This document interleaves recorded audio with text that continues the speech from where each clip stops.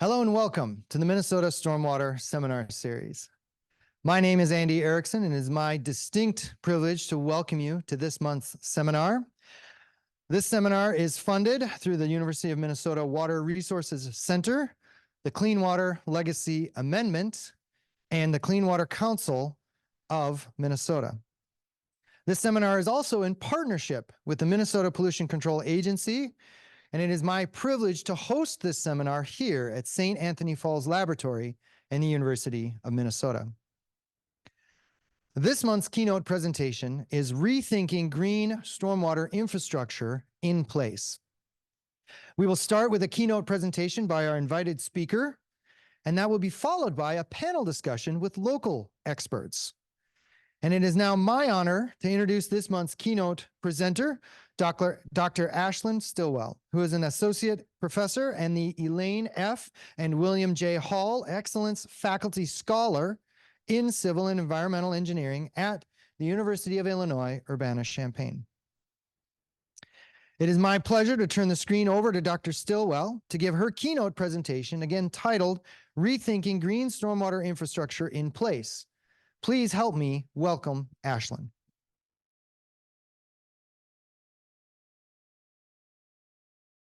PhD student at the University of Illinois, and then went on to Washington, D.C. as part of the AAAS Science and Technology Policy Fellowship. So she worked in the Judicial Center with the Supreme Court on some of those very interesting and spicy recent decisions around water. Really great to have someone with technical expertise working adjacent to decision makers in Washington.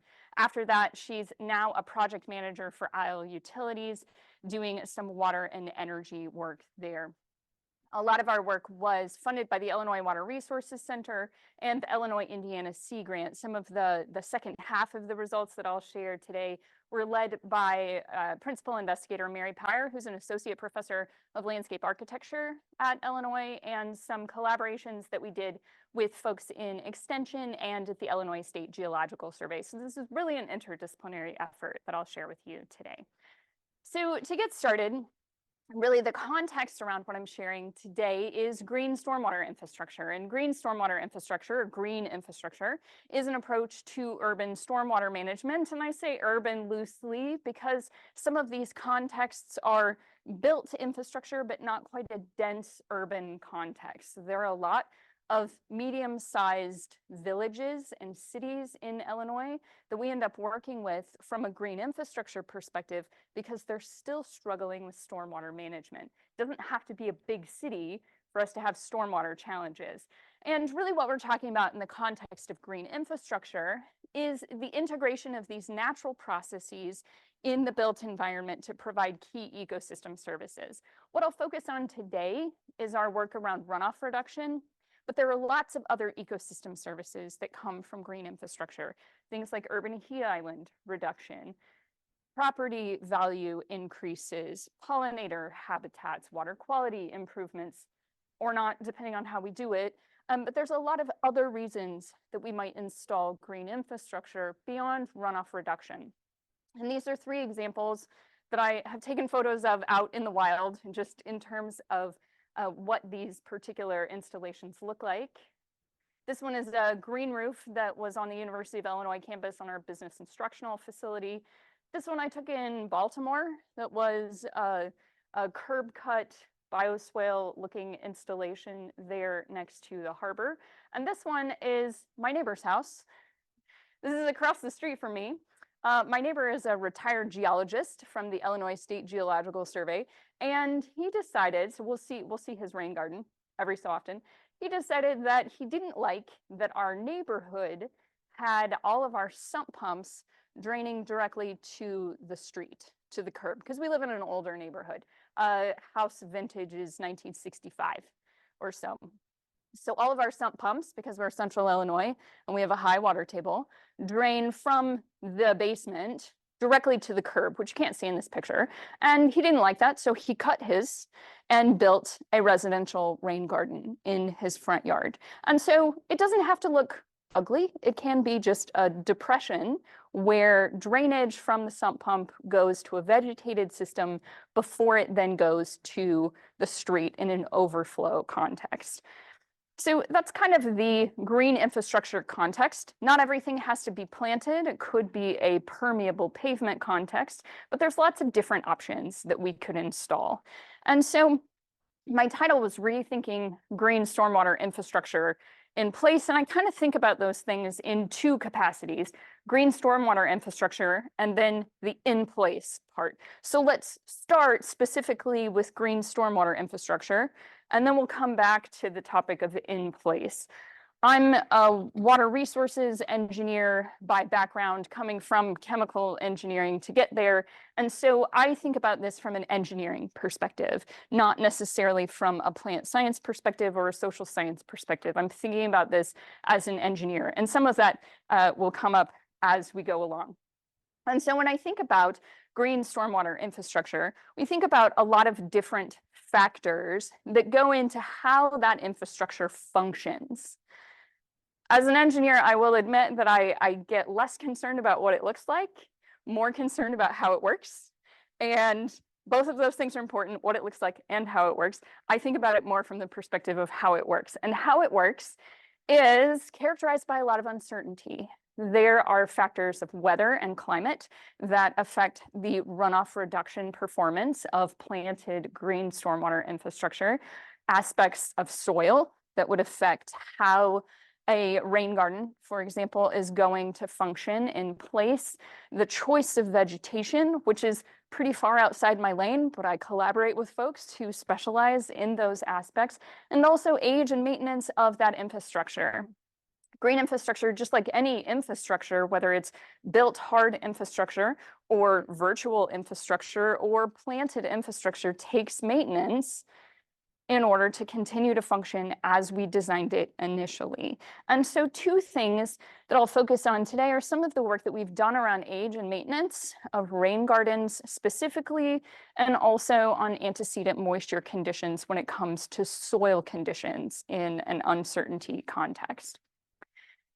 So what we did was create a computer model of a rain garden in EPA's SWIM model, the stormwater management model, to have essentially a rain garden computer model that we could perturb and simulate in different contexts.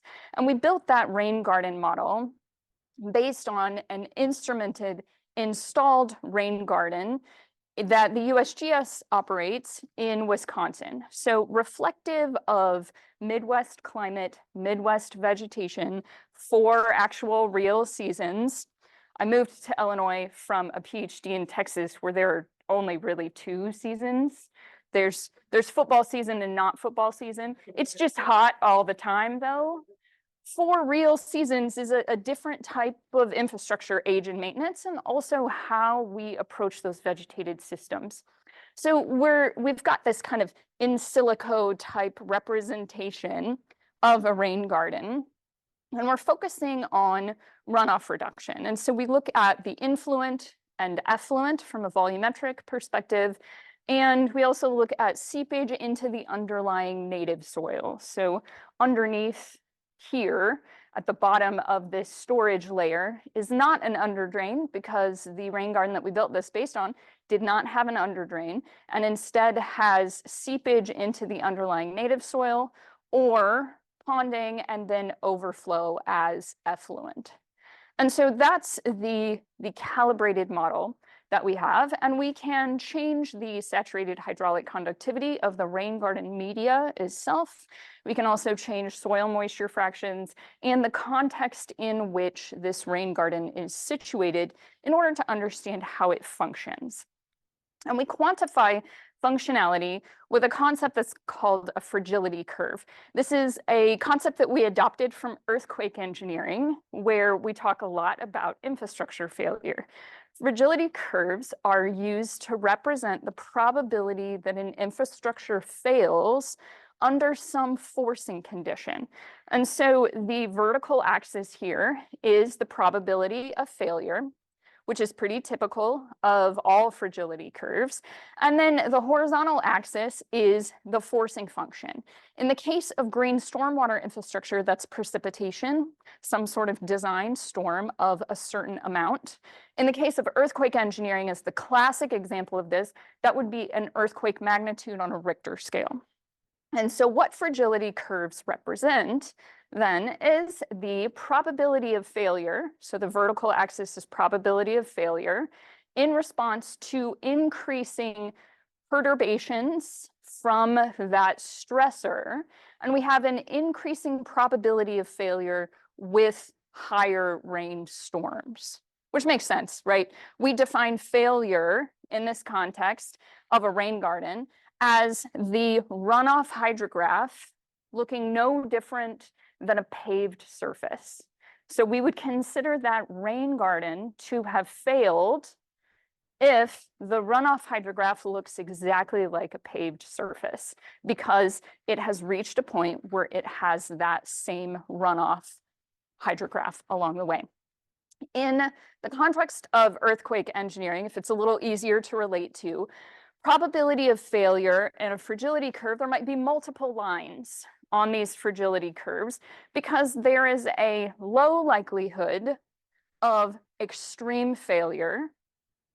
An earthquake causes the entire building to fall down. That would be extreme failure. But there's a fairly high likelihood of moderate failure. If we defined failure as cracks in the drywall, it doesn't take a whole lot of an earthquake to create that minor failure. And so we might have a different line on our fragility curve that indicates failure. Does that concept kind of make sense? So we adopt this approach to introduce probabilities. That's the whole point of fragility curves from an engineering perspective, is to understand what is the probability of runoff reduction observations in the rain garden under specific forcing functions. And so this is an example for a 2-hour duration storm. The interesting thing about fragility curves is that they also change over time. And so we can facilitate the simulation of different conditions in response to changes in the infrastructure itself. And that might look like deterioration of the infrastructure, where we have a greater likelihood of failure in response to the same rainfall conditions, which would indicate something like clogging over time, where we go from this solid blue line to these dotted or dashed lines over time because that infrastructure is clogging at the surface. So we are failing sooner. But we also can have recovery in a fragility curve context where a rain garden dries over time. If the soil is fully saturated and we have some deep seepage into the underlying native soils, that rain garden media could dry over time such that we see this recovery and move from this dashed line down to the solid line again. And so those are the two things that we wanted to quantify in the context of rain garden functionality. And so we'll start with deterioration, which really happens from clogging. Clogging comes from excessive sedimentation, from clogged inlets, loss of vegetation, things that happen at the surface level such that rain is not infiltrating as well as it was designed to do into that deeper rain garden soil column. And that happens due to lack of maintenance. So we started to investigate this question of clogging really in response to one of our rain gardens on the University of Illinois campus that had been in a state of disrepair and hadn't been maintained for around 12 years. And so the question was, how often do we need to repair this? How often do we need to maintain it? 12 years is clearly too long. We learned that. But is it 12 months? Is it 2 months? Is it 5 years? Where is that point? And so we used our calibrated rain garden model to start to simulate clogging. And we simulated clogging by changing the saturated hydraulic conductivity within the rain garden model itself. And so the as-built rain garden had a 4.6 inches per hour saturated hydraulic conductivity, and we just manually changed that into different increments. And as expected, the rain garden starts to fail earlier in response to that clogging, where we start as this solid kind of green colored line. And I know it's a little hard to see, but there's a blue line right there, which is when we are down to 1 inch per hour, we're here or so. And if we look down at the horizontal axis, the rain garden itself was designed to infiltrate the first 1 inch of rainfall. And it does a pretty fantastic job of doing that. It is quite frankly over-designed. It will infiltrate, in most instances, the first 2 inches of rainfall, but it was designed itself to capture the first 1 inch. This is a rain garden that is taking inflow from a roof downspout itself. So it's very controlled and monitored inflow itself to have a better picture of what is happening in the rain garden. And so, as we expected, clogging causes failure sooner under different rain conditions. But one of the things that we didn't quite initially expect was how that translated to a mean time to clogged. And so this is the same sort of concept, but the vertical axis now is the cumulative probability density, such that when we get to 1 on the vertical axis, we've absolutely failed all of the time. And so we introduced this kind of inflection point as to when we're starting to fail more frequently. And now on the horizontal axis is the time to clog in months. And the 3 different lines you see here have a shaded region around them, and that represents the uncertainty, such that we get a lot less certain, more uncertainty, when the incoming total suspended solids are low. And that's represented up here in the corner. When we have influent from a parking lot, it's going to have a lot higher total suspended solids loading.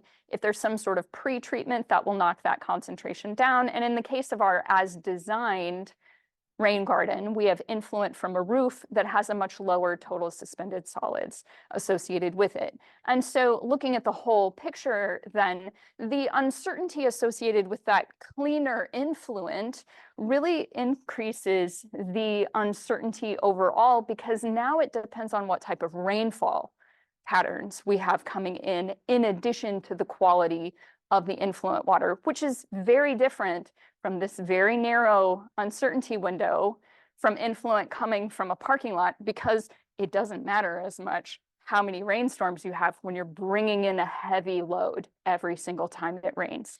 So this really emphasizes the importance of understanding those loading ratios. What is the upstream impermeable surface draining to that rain garden? And also the sediment load that comes with it from the perspective of clogging. So in terms of takeaways on that concept, we found that green infrastructure is really robust for some of these small rainfall events, but it does require upkeep. It functions fairly well, even in native clayey soils, as long as we have sufficient rain garden media there. Clogging does impact the probability of failure, and we see that predicted performance is still pretty great. We can still capture that first inch of rainfall, even as the saturated hydraulic conductivity declines in representing clogging at the surface layer. The mean time to clogging, full clogging, is around 3 years for our particular simulated rain garden. And what that would mean is we need to get out there more regularly than that to maintain functionality, but there is some deterioration that can happen over time. Moving on to antecedent moisture conditions, here's my neighbor's rain garden. Again, this is during a maintenance period. The plants have died off and he's trimmed them all back. So now you can actually see the influent to his rain garden, his residential rain garden, and some ponded water here. And so what we wanted to understand was, under a typical Midwest climate, how does a rain garden function under back-to-back storm events? And we define back-to-back as 24 hours in between those storm events. It starts raining, it stops raining, and we put at least 24 hours in between those. And I grew up in the Midwest. I get it. There's some times where it just kind of drizzles and rains for like 3 days straight. We would call that one event instead of two distinct events. That summer pop-up thunderstorm where you're really sad that you were outside in those 15 minutes, and then 24 hours and another one of those. How does a rain garden function in response to those back-to-back storm events? And so we wanted to quantify that from a fragility curve perspective. And so now we are changing the initial saturation in the rain garden itself, in that soil media. And as the soil gets increasingly saturated in the rain garden itself, as you might expect, we move from this solid green line into these dashed lines where we are failing earlier. We have the functionality from a runoff reduction perspective that looks just like a paved surface. But again, looking at the horizontal axis, we're still capturing 2 inches of rainfall pretty well, even though it was only designed for 1 inch. The probabilities on antecedent moisture get pretty complicated. And I can do math, I just don't like math on slides. And the math leads itself to 3D pictures, which my student really loved. If they look the same to you, that's a good thing, because they are pretty much the same. So these 3D plots are showing you the same fragility curve. So vertical axis is still probability of failure. But the difference here is that we need to pay attention now to interstorm duration, the time in between those storms, and what the second storm magnitude was. And so we've got 2 of these where storm 1, the first storm is a 1-inch storm versus a 3-inch storm, then 24 hours of recovery period, and then another big one comes in, and we're still operating fairly well. And part of that is the over design on the rain garden, but also the importance of draining ponded water in a well-functioning rain garden such that we don't have stagnant water for disease vectors, for mosquito cultivation, so to speak, in these rain gardens. So that's good news also. We can quantify these probabilities of failure under these different conditions, both from the perspective of clogging and from antecedent moisture. And what we see is that interstorm duration doesn't really affect green stormwater infrastructure performance or reliability under typical Midwest weather. Because of this, the typical storm patterns that we see, at least historically, antecedent moisture concerns are less of a factor in a well-designed rain garden. That's not to say that a poorly designed rain garden wouldn't fail sooner. And that's also not to say that this will always hold into the future. So the climate-affected weather patterns that we see in the Midwest might change this picture incredibly, where we get more strong thunderstorms, back-to-back thunderstorms. This introduces a lot of uncertainty, and it's definitely a ripe area for research in a smaller temporal scale, fine spatial resolution consideration of how green stormwater infrastructure functions under an uncertain climate. So that's something that we're working on. So now I want to come back to green stormwater infrastructure and instead focus on in place, because that might be the more interesting aspects of this. We're engineers, and so we get excited about probabilities and fragility curves and some gnarly math, but this probably isn't a surprise to you. Most communities don't get excited about that at all. And so that's where our collaboration with folks in landscape architecture and geology really came together. And so we did this work in the south side of Chicago, which is historically prone to flooding, has also been on the receiving end of historic redlining and discriminatory housing policies, a lack of investment in infrastructure, and is, if you're not familiar with Chicago, a lot of those municipalities are independent municipal entities. Even though they are in Cook County, they're not part of the city of Chicago proper. And so there are different investment opportunities in infrastructure and different funding mechanisms for those municipalities. And so what we did with our big interdisciplinary team was a whole bunch of the in-place aspects of this work. We did a lot of community engagement. Our two partner municipalities were the Village of Midlothian and Calumet City on the south side of Chicago. And what we did was dig some holes in the ground to understand what's going on with the soils in the area, listen to the community members as to where flooding is the worst and what they wanted done about it. And then we simulated green infrastructure performance in place based on what they told us, using the fragility curves as a way to represent uncertainty and probability on how that would function. And so it was a whole bunch of pointing at maps and listening to people that were really angry, because when there is localized flooding in this part of Chicago, it leads quickly to basement backups when the combined sewer system is overloaded. And that is a really frustrating and powerless feeling of every time it rains more than an inch, there's junk in my basement. And that's a lot to deal with mentally. These are also a lot of communities of color.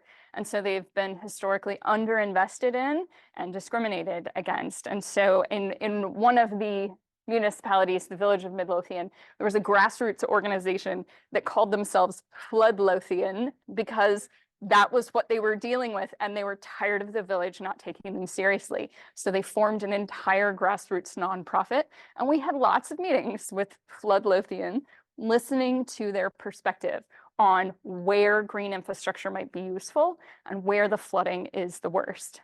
Meanwhile, our geologists went out and used amusimeters, that's this little dude here, to measure saturated hydraulic conductivity in different areas to get better soil maps. We had some soil maps, they were not at all digitized. They were from the 1940s. Some of them were from the 1960s. And so there was really this lack of data to inform how might green infrastructure really perform. These municipalities had been told for a long, long time, your soils are crummy, you can't do green infrastructure. Well, what are crummy soils exactly? This is a very urban area, so a lot of that is backfill and highly disturbed soils.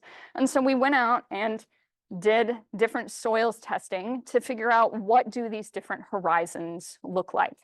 And with that information, we started to simulate rethinking entire neighborhoods from a green infrastructure perspective.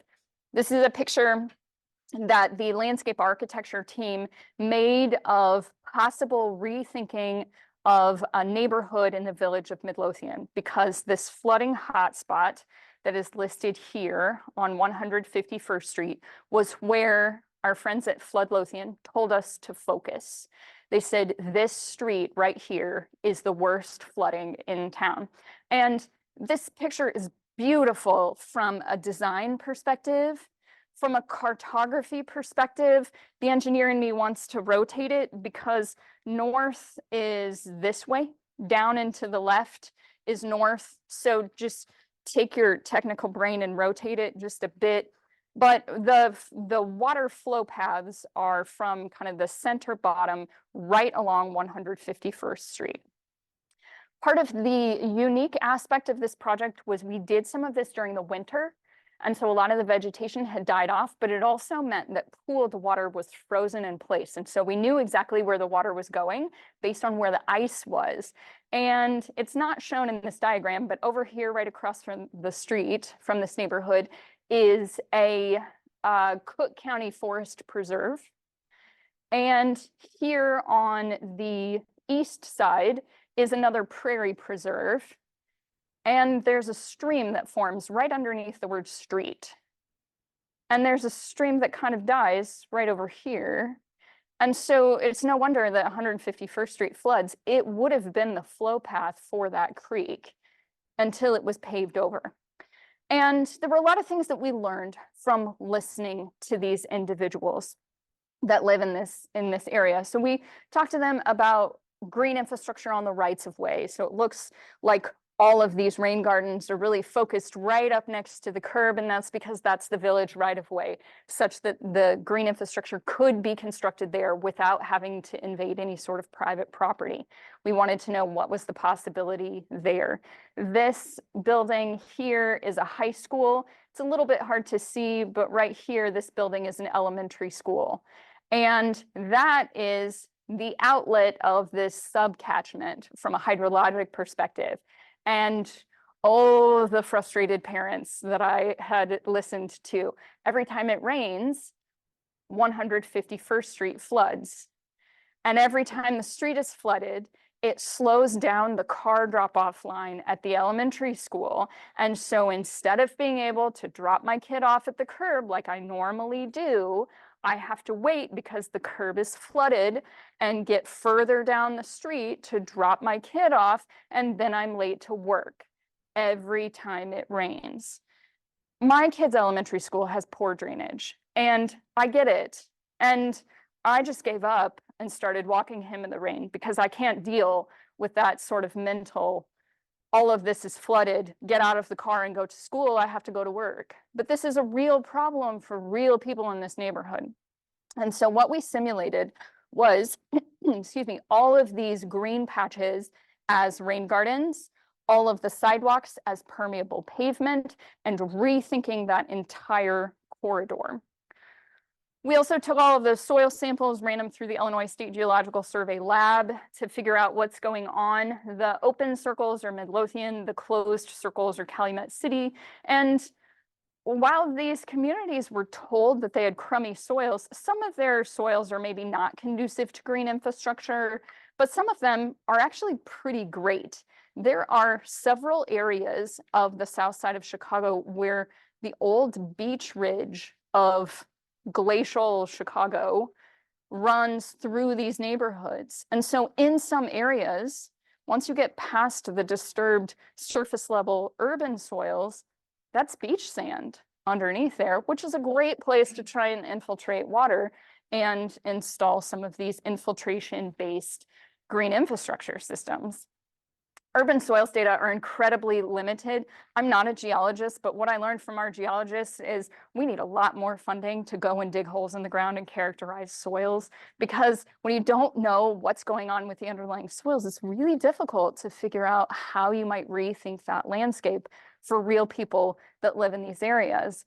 There are lots of times when I talk about this work and folks say, well, you know, Chicago used to be a swamp, right? Well, yeah, but I think we can set that aside and acknowledge that real people really live in Chicago now, and they really shouldn't have basement backups every time it rains. So let's rethink this landscape.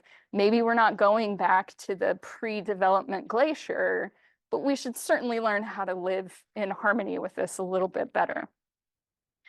And so my team's aspect of this work for Midlothian and for Calumet City was the fragility curve approach, understanding how the rain gardens and the permeable pavement might function in place in these particular communities. And this is the one equation that I have here, because what we learned from the individuals at the community was that they don't actually care how likely it is to fail.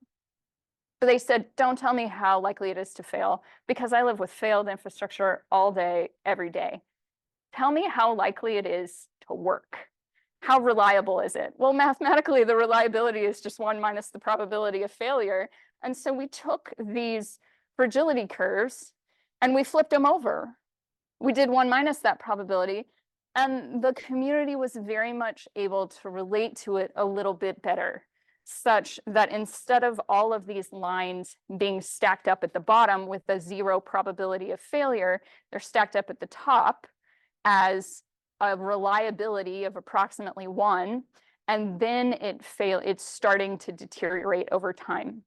And so we created these families of fragility curves. There's a lot of different variables that go into these designs. It depends on what our runoff reduction standard is. We defined this one as an 80% runoff reduction. These are the 2-hour duration storms because they're more interesting. And we still have the different precipitation on the horizontal axis, but now we've introduced additional rows here of different loading ratios, where a loading ratio of 1 to 5 would be a 5-unit upstream area draining to a 1-unit rain garden in this example. So this gave the community an indication of what sort of depaving might be necessary.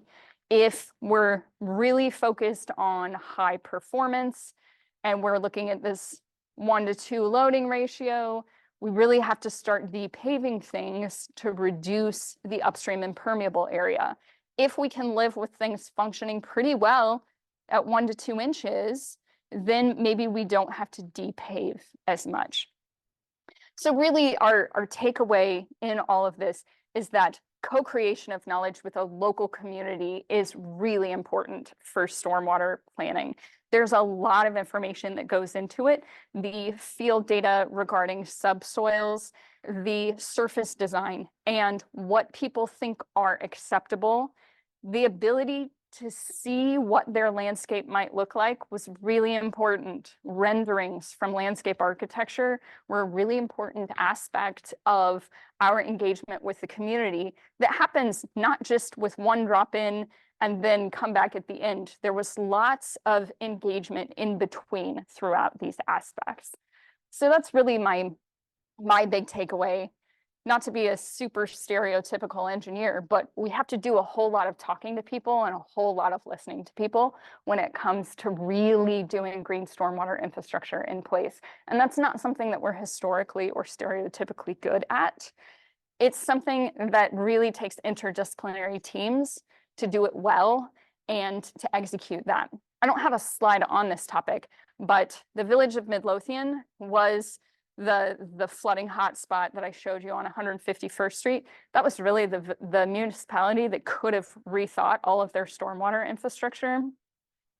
They decided not to go for it because they said the maintenance is too much. We can't commit to maintaining green stormwater infrastructure because we can't even maintain our actual sewer right now. They had one employee whose part-time job was to maintain the entire sewer system in the village. And so they were really anxious about that. Meanwhile, Calumet City, which lies along the beach ridge and had really great soils, they were ready to go. They said, great, we'll take all of this information and we're ready to put shovels in the ground now. What they were missing was a sewer atlas that actually made any sense. We tried to integrate our surface design with the sewer system, and their sewer atlas was not digitized and had numbers that didn't make any sense, and sometimes were missing diameters and wrong elevations. And so a lot of our recommendations were things like, it's worth the money to invest in understanding your sewer system while you're rethinking your surface design. They ended up applying to the Metropolitan Water Reclamation District for green stormwater grants and putting some pilot projects in. So there is a happy story in all of this, but it's taken a long time, and COVID hit these communities really hard. So in terms of where my work is headed now, I'm working with a professor in environmental engineering who does a lot of work on climate simulations. And we're trying to, through a co-advised student we have, Laura Gray, we're trying to understand how do rain gardens respond in urban areas under different climate conditions. And the best way to simulate climate conditions is through Earth system models. These are models that function on a much coarser spatial scale than I'm really used to, not the type of swim spatial scale that we would be typically using. But what Laura is doing is trying to bridge these local efforts with more of a global or regional effort around green infrastructure. A lot of times, in the Earth system model community, they will simulate a hypothetical complete rethinking. So for example, if we covered all of the roofs in Minneapolis, St. Paul with green roofs, what would that look like? Is that practical? Definitely not. But what would it look like? Would it actually move the needle on runoff? Well, we don't exactly know until we simulate it. And so Laura is looking at rethinking the existing permeable surface with more functional vegetation, replacing that permeable surface. In Earth system models, it's called a permeable road with rain gardens. And what we see is that right now it's not working as designed, but there is some runoff reduction, and it does matter as to what prevailing climate patterns the rain garden experiences. So that's useful. Coming back to this topic of green stormwater infrastructure in place, I will leave you with 3 big takeaways, and I made them in alliteration to make it easy to remember. Really, green stormwater infrastructure in place comes down to performance, place, and people from my experience. Performance is the gritty probability stuff that we're implementing and understanding how rain gardens and permeable pavements respond to different conditions from a probabilistic infrastructure perspective. But place also informs that. Understanding what's happening in the underlying soils is an important aspect of that functionality as well. It's not just the surface, it's also the broader context of place. And most importantly, the people. The people that live in these communities have to accept green stormwater infrastructure. They have to be willing to engage in dialogue. But we as the Academy also have to be willing to let them drive the knowledge creation and hand over all of our results and help empower those communities instead of just swooping in with drop-in solutions that don't get maintained and don't function over time. So really, performance, people, place, probably flip them to have people first, then place and performance are the key takeaways from my perspective on green stormwater infrastructure in place. So with that, I will leave you with my contact information. This is how to find me. The publications that my group has put forward on this, I had short little citations at the bottom of the slides. You can also get there from my group's website. That's my email address. And I'm happy to take questions on this topic. And then I also get to sit up here on the panel afterwards. So thank you so much. Thank you, Ashlynn. What questions do we have? Oh, we've got all kinds of questions.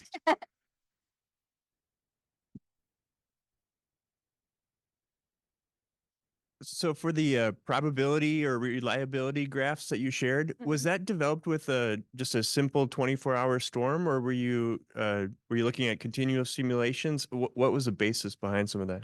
That's a good question. We had multiple storm options. We had a 2-hour storm duration and a 24-hour storm duration. The 24-hour ones are not as visually interesting, so I left them off, but they're in Rashmina's paper if you're interested in that part. It was a warm-up period in the EPA SWIM model, the implementation of that storm, and then run that many, many, many times in order to understand the probabilistic differences in that functionality.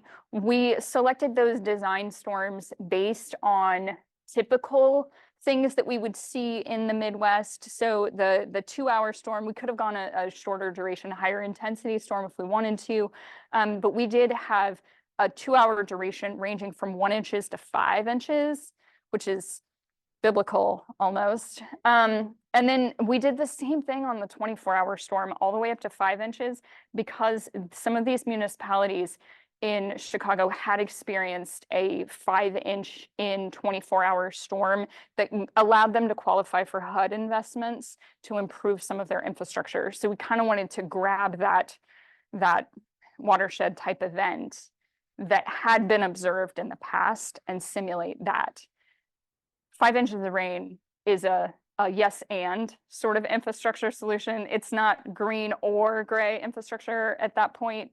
The way these communities are currently designed with impermeable surface, 5 inches is both in order to really function for these municipalities. Yeah. Very good. I think we'll take a question from online and we'll come back in person. We have one question from online here. How has precipitation intensity been taken into account on the fragility curve, or is it assuming static intensity? The intensity is based on those design storms, so that 2-hour duration or 24-hour duration with those specified amount of rainfall. We simulated those as a triangular hydrograph, so that was the peak intensity that we ended up simulating just as a perspective that is reflective of real conditions, but not so specific that it wouldn't be flexible enough to implement in another context. Hopefully that answers the question. We'll take another one from in person. Thanks. So a story and a question. Love it. The story may be relevant for your folks in Midlothian, which is kind of a sad tale. Here in Minnesota, we have a suburban community that got into rain gardens in a big way quite a while ago. Okay. Maplewood. The last time I checked with them, which is now at least 3 or 4 years ago, they had more than 800 rain gardens. That's fantastic. Really teeny little front yard rain gardens, which is kind of amazing all by itself. But the reason it's relevant here is their report to me was that less than 10% of those rain gardens are owned and maintained by the city, which means that 90% of them are just in people's front yards, and the people are happy to maintain them. Really? And to the best of my knowledge, this system works and has worked for a number of years. I thought your now. story was going to go the total opposite way. No, yeah. That's No, great. this is a remarkable success story, I think, and one that should be more widely known and Absolutely. appreciated. Absolutely. So there's the story. The question is a long-standing question I've had about green infrastructure and flooding. So you look at a rain garden, it's relatively shallow, very little storage volume. Volume reduction is achieved by infiltration and evapotranspiration, two processes that are both really slow. Then our concern is intense rainstorms, otherwise known as a lot of water really fast. And intense rainstorms in the Midwest and lots of other sections of the country are it's just going to get more so as climate change, et cetera, et cetera. So the question becomes, can green infrastructure actually address flooding? Because it seems like it's set up so that these rain gardens in particular are very quickly overwhelmed by intense rainstorms. And then the question becomes, how many of the damn things do you actually have to put in before you can make enough of a dent in the flooding problem? I'm really glad you asked that question, because the Midlothian aspect was a community that knew where the flooding was happening and really wanted to make an end of pipe type solution. They were fine with green infrastructure. They really thought, you know what, we'll put some permeable pavement and some big rain gardens down by the elementary school, and that will fix it. And no shock, it didn't, but we simulated that for them. Part of the aspect that we had to simulate and communicate was the importance of infiltrating rain where it falls. Because once it has run off of an impermeable surface, we're getting more and more of it. And the ability to facilitate rain infiltration where it falls upstream in that little neighborhood catchment made a huge difference than, well, just let it flow off my property onto the street and then it's someone else's problem, but now it's everyone's problem. So to your question, can green infrastructure reduce flooding? It's not going to fix all flooding problems in urban areas because there's a whole lot of impermeable surface we're not going to ever get rid of. We're still going to have roofs. We're still going to have places for cars, and not all of those will be permeable. They also have to be maintained. So even if they are permeable, we're going to have to plan for them to function as if they're not. I think it's a yes and, where there is a role for infiltrative vegetated systems and all of our traditional drainage systems. Those also have to be maintained. We do a crummy job of that too, because it's under the street and you don't see it until it fails. So I think yes, it's both. And some of that comes from this success story that you shared with private homeowners maintaining them. Like that's a sense of I care about this. And even if it's just shaving off some of that peak, that might make all the difference, especially in a place with combined sewers. I learned last night that you separated your sewers in the 60s, which is way smart. Chicago should have, but did not. Let's take another question from online. Okay. In addition to the TSS concentration, did you vary the particle size distribution of your influent? Pretreatment tends to remove heavier particles better, but silts and clays are bigger concern for clogging and filtration facilities. Good question. It's been a minute since I read the paper. I think we just simulated uniform particle size, but I would have to go back to it. Because the water quality aspects that we were including were some of the built-in aspects of swim. And I don't actually know the details. I have to go back to it to look. But yes, excellent point where pretreatment is going to change that particle size distribution as well. And a roof is not a parking lot. Do we have another in-person question?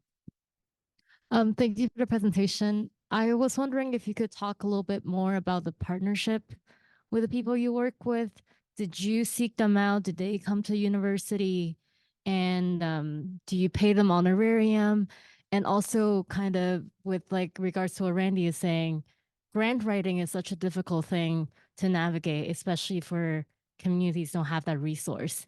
So did your group like kind of support? I think you mentioned when the community got money for GSI, and or does UIUC have some sort of like programs that help researchers to reach out to these communities? Excellent questions. So it was a bi-directional thing as to how these municipalities started working with us from the beginning. The prevalence of stormwater challenges throughout Chicago and the Chicagoland area has facilitated a lot of what in an academic sense we would call communities of practice around stormwater. And the Calumet Corridor, which is part of the Chicago area waterways, has a stormwater collaborative group that already exists where these municipalities have an organized group to come together. And so the lead PI on that project, Mary Pat McGuire, was part of the stormwater collaborative just as a resource, as a registered landscape architect and a university researcher. So she was part of that. She led the effort and said, hey, we're thinking about doing this. Would anyone be interested, or is this like a purely academic exercise? And there were several municipalities, not just the two that we worked with, that came forward and said, we'd love to, not sure if we have the capacity because the budgets on research are quite small. And so we ended up settling on those two municipalities and getting involved in the project there. We didn't pay them directly. All of the meeting expenses we completely covered. And then all of our calculations, we handed over all of that information to them and helped them in the case of Calumet City because they were ready to apply for a green infrastructure grant. We worked with Cal City and their engineering firm that they had hired for other infrastructure in town to get the right calculations implemented for the grant application. MWRD wants to know how much stormwater are you keeping out of the system over what time period. And so we were able to provide those numbers and hand over all of our materials. And fortunately, their engineers were U of I alums. And so we could kind of facilitate that knowledge transfer handover such that they had licensed PEs that could help in implementing that. But that is an important aspect of co-creation with communities. They often don't have the money or they would have done it themselves already. And I think there's an important role for all state universities and all universities for that matter to have this bi-directional recognition of give and take instead of just taking information from a community to create knowledge that lives in a journal article that they won't have access to because it's behind a paywall and no one's going to read unless they have trouble sleeping at night. So there's this like extractive feel to academic research, and we didn't we didn't want that at all. We wanted something that was bi-directional, where we learned from them and they learned from us. Does that answer your question? Okay. Let's take another question online. Can you explain again how antecedent soil conditions have significant impacts, but back-to-back storms do not? So antecedent moisture has an impact from the moisture in the initial saturated moisture content in the rain garden soil column itself. That is really the storage for these incoming storms. Where's the rain go? Well, it's going to infiltrate and kind of fill up that, in a well-functioning rain garden, it'll fill up that soil column to be fully saturated, pond at the top, overflow. And that antecedent moisture condition affects how much storage is available in the rain garden itself. The reason the back-to-back storms didn't have a noticeable or statistically relevant effect is because of the storage volume there and the design to dry quickly over time to free up that storage space. That would be also very much affected by the native soils underneath. The seepage, the deep infiltration seepage underneath the rain garden would make a difference, where if that soil is a clay soil, it's going to sit there, versus in Cal City with their beach ridge sand, it might keep infiltrating. So context really matters there, but that was based on the findings that we had there. That's excellent. Well, we are running short on time, so we're going to transition to our panel discussion after a short break. Rest assured, all your questions will be shared with the speaker, our keynote speaker, Ashlynn, and our panelists. But we're going to take a quick 5-minute break until we transition to our panel. Thank you, and join us again soon.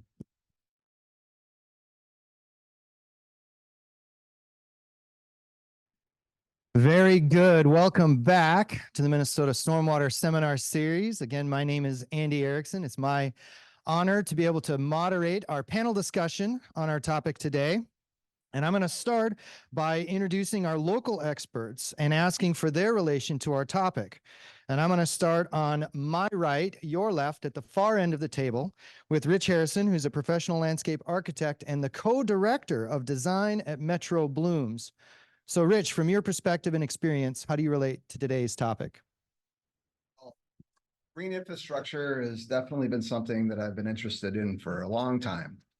When I graduated at the University of Minnesota, we did a research project called Organic Infrastructure. This was 20 years ago, looking at bioswales and rain gardens along Como Avenue from Como Park to the Capitol. And you know, this is we knew that this needs to be some of the tools that we use to manage stormwater and beautify our communities. So at Metroblooms, our mission is to partner with communities to create resilient landscapes and foster clean watersheds. We embrace the values of equity and inclusion to solve environmental challenges. And so we work in a lot of environmental justice communities, and everybody needs clean air. Everyone needs clean water. It's a universal right to have that. And so we want to work with all communities. What I'm really interested in the work that you've done is, this co-creation of knowledge. I think that's super exciting. I've worked in affordable housing communities and co-created outdoor spaces and listening to understand the needs of the community. But this creation of knowledge, and we have a really great citizen scientist community, the Bumblebee Watch, and, understanding all kinds of wonderful, aspects of nature. But I am very intrigued by that work that you've done and how we can incorporate that maybe more into our work, and paying people for it, appropriately, because that's another big part of it. Yeah. Very good. Thanks, Rich. Our next panelist is John Gulliver, who is an emeritus professor here at the University of Minnesota in civil, environmental, and geoengineering. John, from your perspective and experience, how do you relate to today's topic? Well, an important aspect of our research program here at Santa Fe Falls Laboratory is the operation and maintenance of green infrastructure. And you might think that operation and maintenance is not a big deal because what is operation maintenance? You just write an operation and maintenance manual and then you're done, right? But when you think about green infrastructure, you have so many practices in so many different environments, and they're spread all over the watershed. And then suddenly operation and maintenance becomes a big deal. First off, it's a big deal because you can't go to every rain garden every day or even every year. And it also becomes a research topic. We've been working on ponds, for example, and found out that there's no operation and maintenance manual for ponds. Everyone just assumed that they were working. And we found out that many of them, not all, but many of them were not working the way they are designed. And so we've been working on that as a research topic for a number of years. So I think that to take this to a holistic level and determine and visualize how these practices are performing together in a watershed is a worthwhile endeavor, and especially bringing in the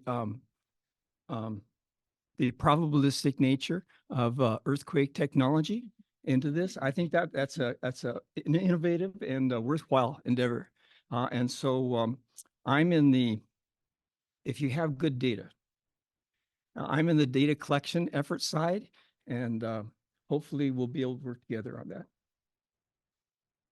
That's very good. Thank you, John. I will not ask for Ashlynn's relation to the topic. She set the theme and the keynote. So thank you so much for doing that. We're going to jump into questions. I'm going to start with an opening question here, but I look forward to your questions. So if you have questions in the room, again, you'll raise your hand. If you are online, please put your questions in the Q&A so we can share those. So I want to start first with, can each of the panelists please give us a little insight into how green infrastructure applies to your organization? Are you involved in the planning, the management, the research side, the design, operation, and maintenance, as we just talked about? Or are you more decision-making, rule-making, enforcement, or something else? And anybody can start. I'll start. I've been at Metroblooms for 11 years. And we've been responsible. I like to think of, you talked about the rain gardens in Maple Grove, and we have neighborhood of rain gardens programs throughout the Twin Cities Metro. And so thousands of rain gardens in residential settings have been installed since my time. It's really exciting to see. I mean, green infrastructure or rain gardens, the word was just barely on the tip of anyone's tongue 10 years ago. And it's really exciting to see. And yes, they do take care of them because they respect them and they understand the beauty that brings to their neighborhood and to their yard and the life that comes into it. When I started, I was hired to oversee the installation of 23 curb cut rain gardens in Bloomington. They had a program called Blue Streets for, or Green. Yeah, Green Streets for Blue Water, or Blue Streets for Green. We don't want green water, we want blue water. And these were really awesome design engineered systems. They had curb cut rain gardens. They had pre-treatment structures with little weep hole under drains. They were 18 inches of sump before they overflowed in large 6-inch pipes into these rain gardens. Of course, this is Bloomington, and they had a lot of space. Right? They didn't have sidewalks and boulevards. They had enough room in that right of way to accommodate that. They also have really sandy soils. And that's the one thing, we're blessed here in the Twin Cities with this glacial till that we have. And 95% of the rain gardens I design are only, 6 to 9 inches deep, and they're dry within hours after the rain event, much less, 48 hours is what we're aiming for, right? So I'd love to apply some of your methodology and curves to understand the failure of those, as I think they're going to be drawn out way longer even. So anyway, it's really exciting to be involved in this. And I'm an educator, not by training. I'm a landscape architect, but my background is urban planning and environmental sciences, focusing on water quality. But, we teach individuals about resilient yards and resilient shorelines and landscapes and how to approach your entire property from the overstory tree, the understory tree, the shrub layer, the herbaceous, the forbs, perennials, right? And then the ground cover. And I'm learning more and more about soil health and the fungi that are underneath there and how we can restore that. And this is all about restoring hydrologic and ecological function to our urban landscapes. It's a really exciting time. And the whole point of it is to change social norms, right? We're trying to change people's perception that, oh my gosh, you got this native plant that's hanging over, the edge. It's like, that's just unruly. That's not looking. And it's understanding the eco services that these plants provide. And when you start learning about the host plant of one species and the butterfly that comes to it, and then you see it happening, wow, that's just a whole nother level. And people get excited about it. And I know I do. And part of my job is to inspire others too. So I think I'm pretty good at that.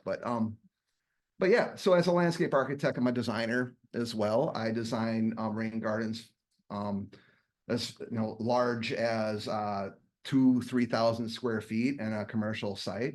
One recently at Riverside Plaza, it's capturing stormwater from adjacent buildings and the parkland area at the corner of 6th and Cedar.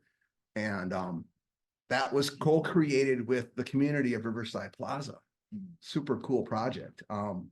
And so, part of it is also restoring habitat for pollinators. That is a byproduct that's very near and dear to me. Minnesota, we have an endangered bee called the rusty patch bumblebee. You might have heard of it, may have heard of her.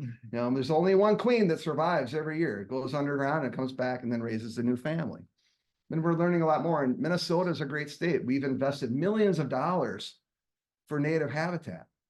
And I always tell people, if you're only walking on your lawn to mow it, consider converting it to native habitat, right?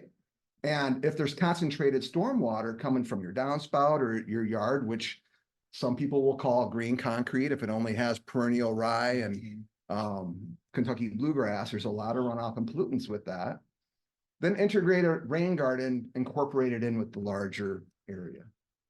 So that's what I teach, and I'm seeing it happening over, and we have so many resources now with so many other great organizations that are supporting this. This is, there's more information out there now than ever before. So that's a big part of what I do, and there's a lot more, but I should let someone else talk. I would like to go next. Go ahead. So you're a plant nerd, becoming a butterfly nerd is what you're on? Yeah, if I go back to school, entomology, psychology was like my first thing. I didn't get into social sciences yet, maybe in a little bit. Yeah, but yes. Well, I'm like Ashlynn, I'm totally on the engineering side, and I take advantage of every chance I get because we deal with plants in the stormwater field to talk to landscape designers because there isn't much interaction between them. Actually, the engineers do their thing, landscape designers do their thing. Sometimes consulting firms have both, and so they can interact, but they don't talk to us because they want to keep everything in-house. So I'm totally on the engineering side, the research side, but we also do a lot of technical assistance or outreach about what we do and what you can do with a green infrastructure. And yeah, and that's about it. I'll just add from the perspective of the university, I think there's an interesting opportunity to demonstrate some of these green stormwater installations in a quasi-urban setting. I will label the University of Illinois as a quasi-urban setting because we're much smaller than Minneapolis, St. Paul in terms of population and in terms of built up area. But we are still a land grant institution. And so we have a lot of space, a lot of turf grass, a lot of irrigated turf grass that could be different functional landscapes. And so I think there's a lot of interesting perspectives that from the perspective of my employer, my organization, where we can demonstrate those green stormwater infrastructures in place. And to John's point, we can instrument them and collect data because data are really hard to come by on how these installations really function. There was an effort in Chicago to instrument green stormwater infrastructure. It was a smart green infrastructure pilot project. And some of the things that they struggled with were vandalism of their equipment, because there's a need for external power for some of these sensors. And a solar panel is a great way to get external power, but it's also an easy thing to unscrew and take with you. And so the university is an interesting living laboratory opportunity to demonstrate some of this. And we have the wonderful opportunity to work with bright young people that are so motivated, and they haven't learned anything wrong yet. They haven't learned anything sometimes.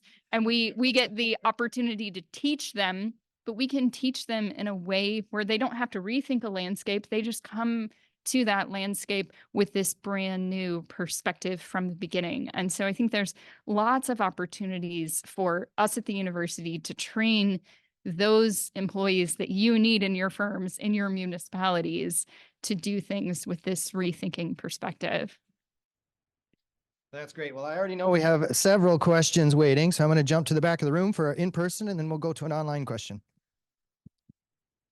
Dr. Stillwell, during your presentation, I heard you mention kind of this idea where you were seeing some benefit from the green stormwater infrastructure for flooding, but there was maybe another idea out there that if you really had to turn the dial up and get more flood benefit, you might have to do some deconstruction of impervious surfaces. Yep.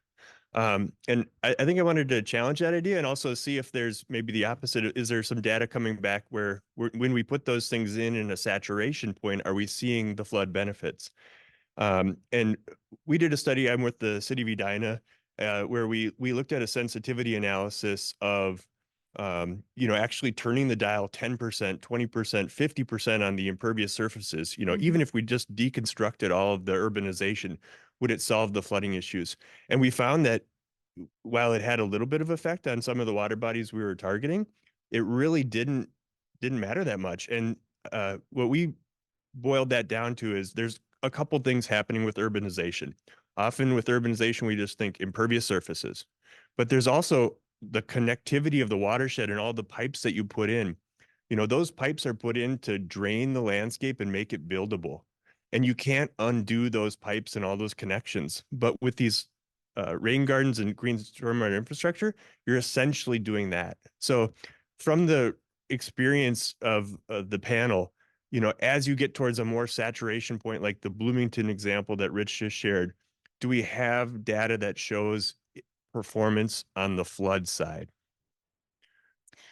I don't know that we have real observed data, because we haven't, at least in my experience in Illinois, we haven't completely redone an entire landscape to have observed in place data. We can simulate that to see what happens. And you're right, in several widespread swim models that we have of different urbanized catchments, it takes a whole lot to even nudge the end of pipe needle on runoff from an imperviousness perspective. Where it does make a difference, though, is further upstream in the catchment when we're talking about localized flooding. And that's definitely a function of topography. And we're typically dealing with a very flat landscape in Illinois. But the ability to mitigate some of those bottlenecks, where it's not that the sewer main is undersized, it's that the lateral to get there is undersized. And if we can not overload that, then we have localized, like parcel level, localized flooding mitigation that might not make much difference at the end of the pipe, but it does make a difference for that resident at that location. So I think we'd have to do a lot more simulations, a lot more building and instrumentation to have a better perspective on specificity versus generalizability of those.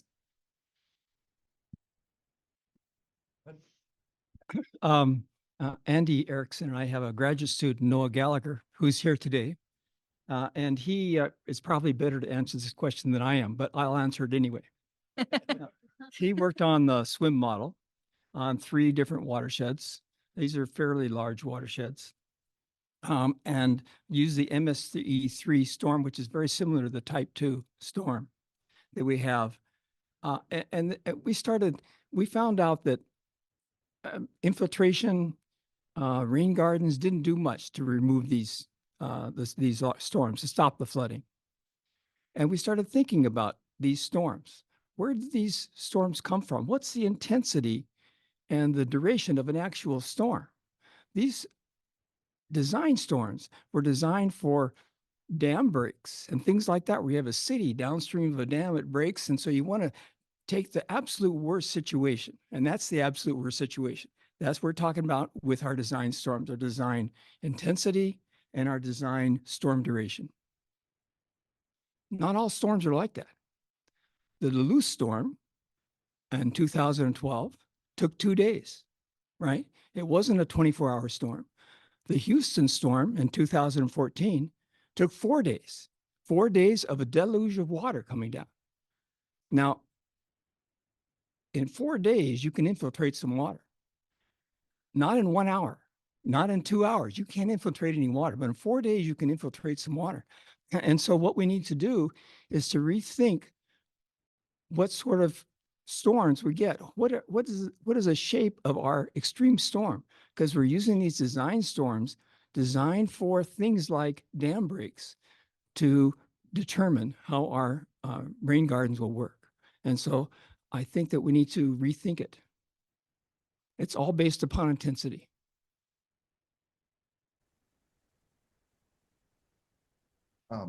I don't have a lot to add as far as, the modeling and the scientific side of things.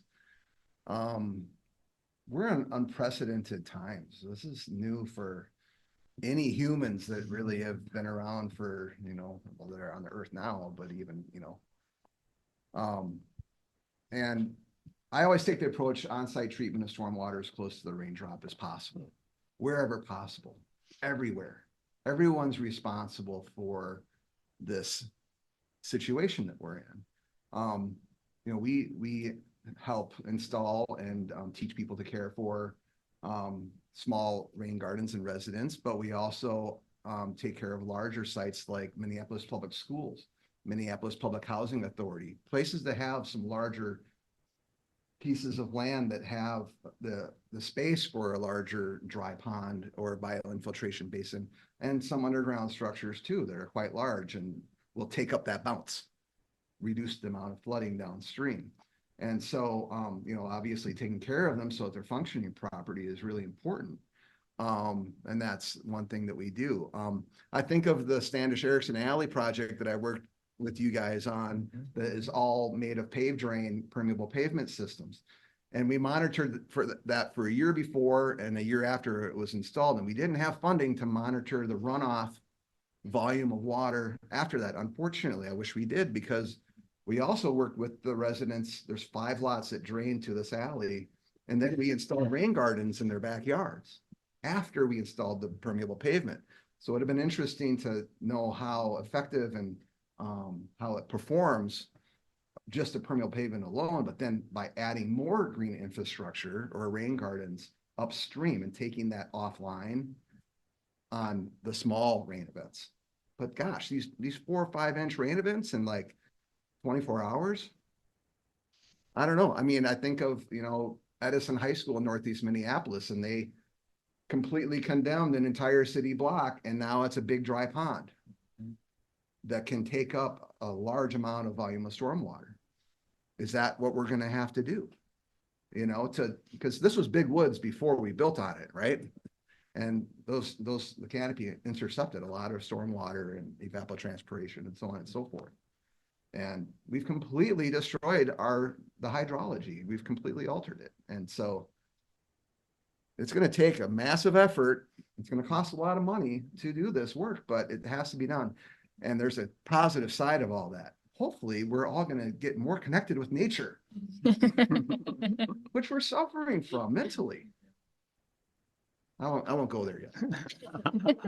So Let's take a question online and then we'll come back to in person.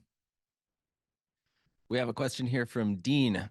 For clients or communities that are unfamiliar with maintaining rain gardens, what are some high-level resources that can be useful for introducing and guiding them through that process? Sounds like a question for you, John. Anybody can jump in. That's a You question. wrote the book on it, right? So Metroblooms runs a great education program called Blue Thumb and bluethumb.org. If you go there, there's online free modules. Thank you, Lawns to Legumes program and the Board of Soil Water Resources and the state of Minnesota for funding all that. There's online free seminars to talk about this whole resilient yard. And of course, taking care of your rain garden is part of it. You know, like weeding and watering obviously are part of that process to get the plants established. So that if an unwanted plant is growing next to your butterfly milkweed, out it goes. So your butterfly milkweed can get established and be this beautiful orange milkweed attracting monarchs. And so there is a module on that, and I would start there. And I think that there's been talk of having a specific workshop focusing on that. Participants of our neighborhood of rain gardens, I have gone out with the whole group and we go to a 1-year and a 2-year-old rain garden. We'll talk about the challenges and how, what it takes to take care of these things and when to cut, the plants down. And we're learning, do that in the spring. And then there's stem nesting bees that will use that stem for habitat. And it's another part of the process of understanding that. So, and it's really exciting because you get so many people that get the aha moment. Oh, that's why you do that. And then they witness it, that life that comes in. But I don't know, I wish there was more communities. Like there's book clubs, right? People get together and read books and maybe drink some wine, whatever they do. We have got garden clubs, and gardening is very healthy for many different reasons. And I'd love to see, our community come together and help one another out. We have online coaching for the Lawns to Legumes recipients. So people who are experienced can share their knowledge with people who aren't and bring everybody up together. So that's a very positive thing to create resilient community. Yeah. Okay. So on the engineering side, Andy Erickson, Pete Weiss, and I wrote a book on operation and maintenance, a handbook on operation and maintenance, which I probably shouldn't say this. You can also get the material online. So you can get the material online if you don't want to have a book on it. But we don't have anything on plants in there to speak about, except to mention that there are plants in rain gardens. So basically, we're totally dependent on the book that Rich is talking about. But we do talk about how to design what you have underneath the ground and how this design should come together and what the difference between a bioinfiltration practice is as opposed to a biofiltration practice, because they're very different and they have very different properties and they're very different processes. And from the surface, they look the same, but they're very different. You have to think about different things. So that's my 2 bits. We have that material as well. So between Metroblooms and the University of Minnesota, all the information you need is there. We'll take another one in person. So a quick comment, partially on behalf of Mr. Mike Trojan, who's sitting over my shoulder, which is one of the answers to the last question is look at the Minnesota Stormwater Manual. Just Google the term. The manual is searchable, search for rain gardens, and it will lead you all sorts of fascinating places. I'm curious about your views on a couple techniques that might have been appropriate in Midlothian and Calumet City. Midlothian still sounds more like it's in Middle Earth than it does South Chicago, but that's neither here nor there. One is something you mentioned, Rich, which is turf grass. We have a lot of it.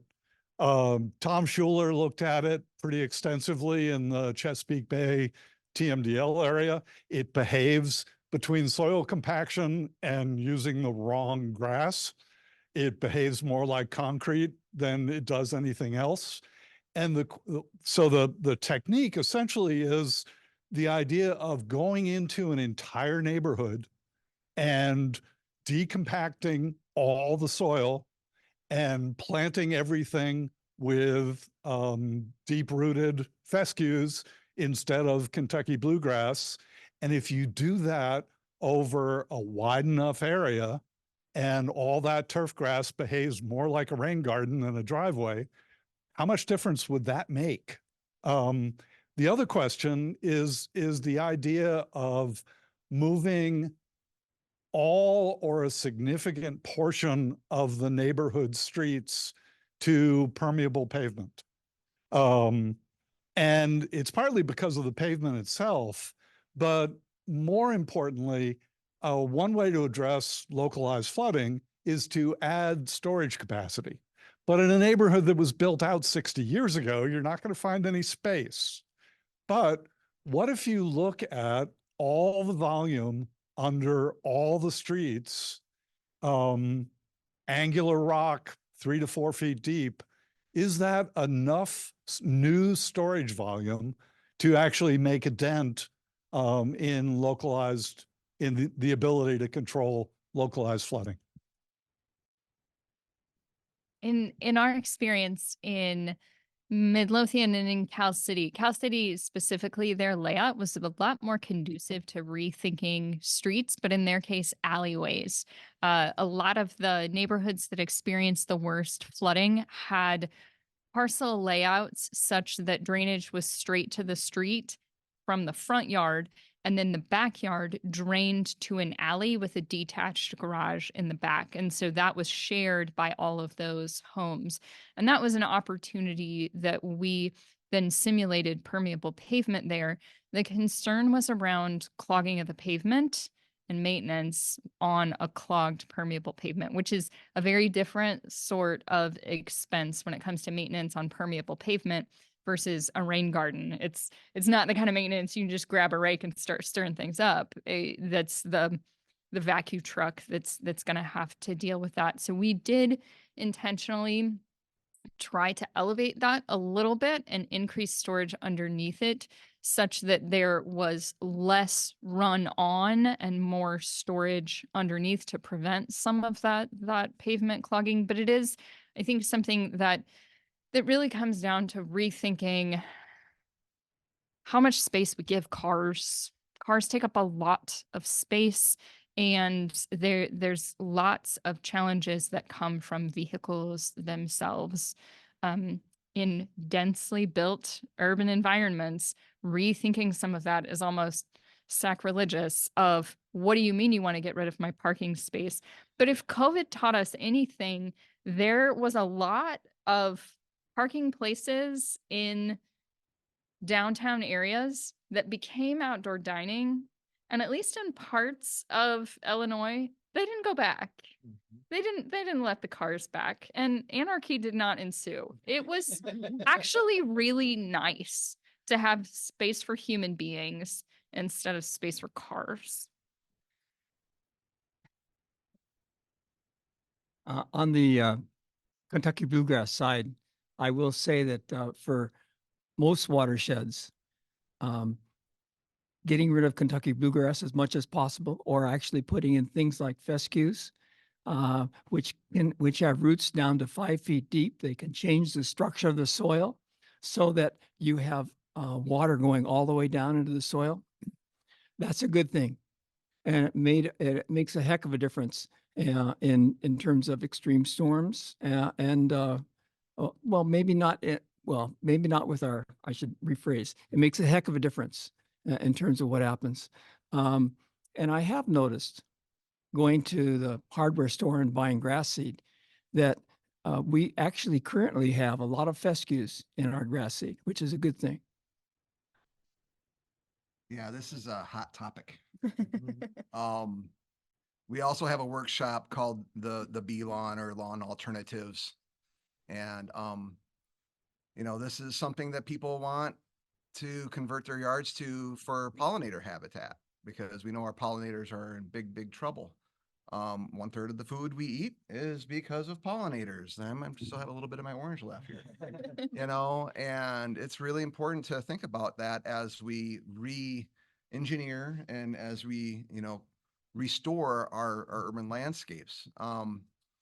With the bee lawn, we definitely want to figure out how to provide more native, low-growing forb seed harvesting instead of some that are non-native. Just we want to definitely encourage people to put more native vegetation in because they have co-evolved with the insects and the butterflies and the bees and the birds eat the insects and the seeds, and it's all connected, right?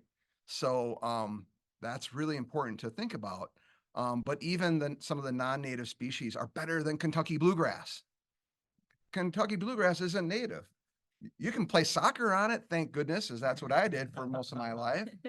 But who's playing soccer everywhere, right? And even your fescue grasses a little bit. So you got to think about the use and why you're using it, why you're using your yard. And it's back to social norms. Like, why do we have such big lawns? Do we really need to beat our chest and like be like, I'm wealthy, I have a beautiful green yard? And it's just like, I'm sorry, but it's just it's a thing that's changing and it's going to continue to change. And so I would like to think that idea of converting, you know, that into a deeper rooted, uncompacted, and, you know, thinking about the resilient yard and the whole landscape and not, why do we need so much lawn? And when I have a real lawnmower, y'all. You know what I'm talking about? It's a push lawnmower that spins. I don't use gas. I don't use electricity. I use my power. Because I don't have a lot of it, but I love walking on it, my bare feet. Boy, you know, get a little creeping Charlie going in there too. We were talking about that the other night, but yeah, you know, and the permeable pavement idea, it's like, I haven't really talked about this much, but I did a study abroad program in Italy. I was blessed to be able to go to Italy for a while, and we spent some time in Venice. And in Venice, you know, the streets, they have all these concrete modules. They're pretty large, actually. They're not cobbles like other European streets. And they were out there pulling them up one by one and redoing the utilities underneath it. And then they're just putting them back, and you never know what happened. And I thought about that, like, why can't we have our sidewalks made of permeable pavement systems that can be deconstructed and then reapplied? And we're not like, you know, we don't have to worry about new concrete, which is another big issue with carbon offsets and that, right? And new materials, we're reusing old materials. There's a whole nother topic that's really important to talk about. So, you know, sidewalks, roads, the paved drain product that I talked about was, they've done complete city streets in Iowa with that product.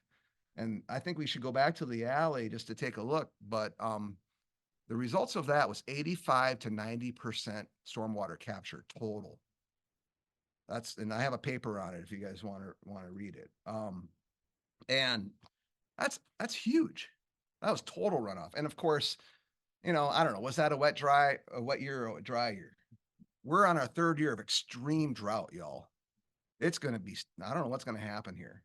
But year 4 and 5 ago was the wettest years on record.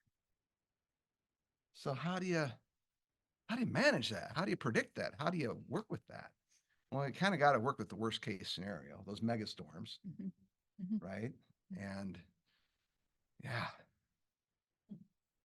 maybe it's a good time to be alive to figure out these problems. We have some interesting challenges ahead of us, right?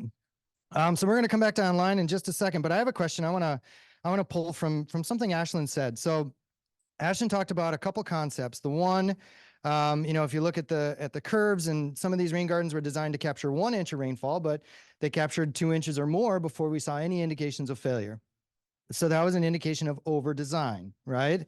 Possibly, if you want to think about it that way, maybe that's resilience, right? Safety factors and such like that. But the other thing you talked about was maintenance or lack thereof, and that time to clogging or time to failure. And then the aspect of vegetation and how vegetation can help promote infiltration. So we have 3 different things happening. We may be over designing the systems, maybe they're a little bigger than they need to be. They're going to get clogged with sediment, but they also have vegetation. So when we're observing these things in the field, how do all of these factors play in? What have you seen? What becomes more important than maybe something else? And what would you say we need to really focus on as we think about long-term operation and maintenance of these systems? Who would like to go first? You want to go first? Okay. I guess I can go first. I can give you an example of a rain garden we have on campus at the University of Illinois. Other things that we didn't necessarily think about were, I won't call them an invasive species, but undergraduates and their convenience paths. One of our large rain gardens is located behind 2 residence halls. And so as the rain garden itself started to need maintenance, water would pool in different places. And when it pooled in one spot that was in the convenience path of the undergraduates, they're not always going to follow the sidewalk. They will take the shortest distance. And so from a transportation engineering perspective, we would call that a convenience path. You can tell where they want to go. And so you could pave that with a sidewalk to fulfill what the path they want to take, or redesign that green infrastructure with plantings, with different areas that need strategic maintenance in this very, very dynamic system, especially in this rain garden that had 2 large trees in it. There's the presence of vegetation from the low-lying plants, the big trees, the preferential flow paths that happen from those root structures, but also clogging at the surface level, deciduous tree leaf litter, and all of those things, plus human feet compaction through the center of the rain garden. So there's all of these different dynamics. As you were talking about the 1 inch turning into more like 2 inches, one of the things that we thought was interesting and a perhaps untapped opportunity is informing municipal stormwater ordinances with a little bit more perspective, instead of infiltrate the first 1 inch, like, well, maybe we could make that a 2 inch design instead. Other thoughts? Well, from an engineering point of view, I think I'll let Rich talk a little bit about plants. I'm going to talk about plants. From an engineering point of view, the plants are great at bringing the water down and at keeping the roots open. When we first started on this, we thought that maintenance of things like infiltration practices, that would be, rain gardens, bio-infiltration facilities, would be a really big problem because they clog, right? And we saw things coming into them. But then finally we saw the plants growing up right in between. Even if you have grass will grow up between, the plants will grow up in between. And suddenly I realized that the plants are making their own water pathways, and they are making sure that they get to the surface. And unless you have a really huge amount of sediment coming in, your plants are going to take over. That's if you have a well-planted, a well-maintained rain garden. And so as an engineer, looking at these rain gardens, infiltration facilities, infiltration basins, a good infiltration basin has a lot of vegetation. And then you can say, well, then I just have to clean up the trash. And this has been found on the East Coast of many places. Bill Hunt has found this. Alan Davis has found this, that their rain gardens actually increase infiltration over time, not decrease infiltration over time. And that's the rain gardens with a lot of plants.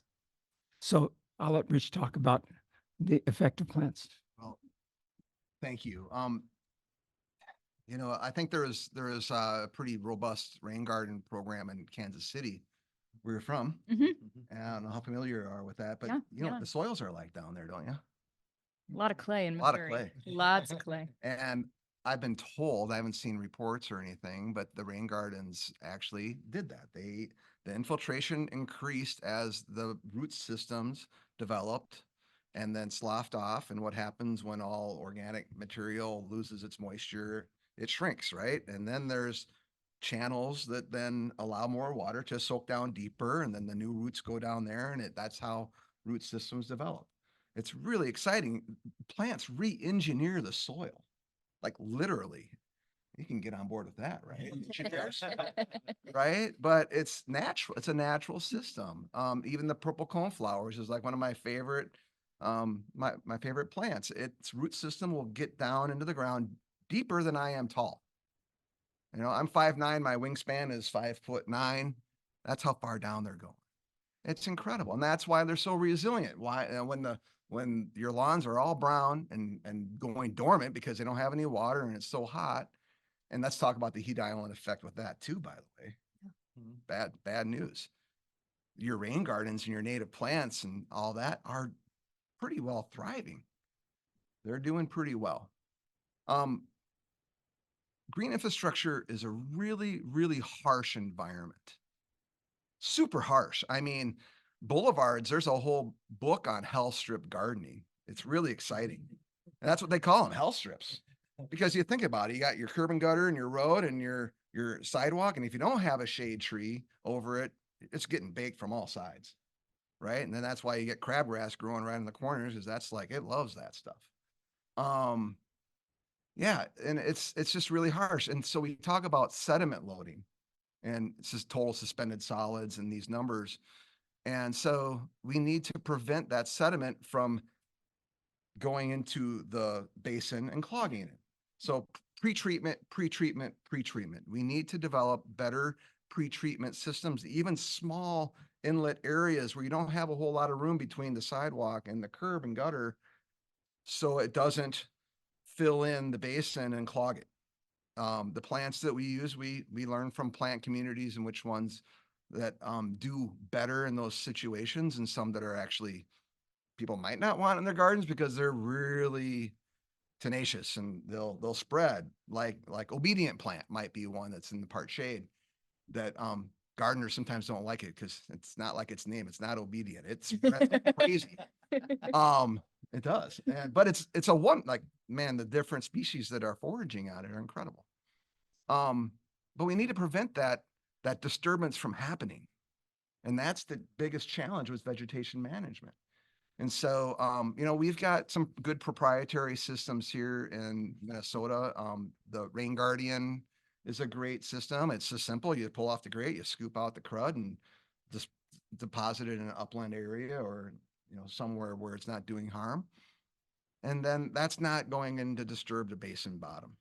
So then your vegetation can then flourish and thrive in this environment.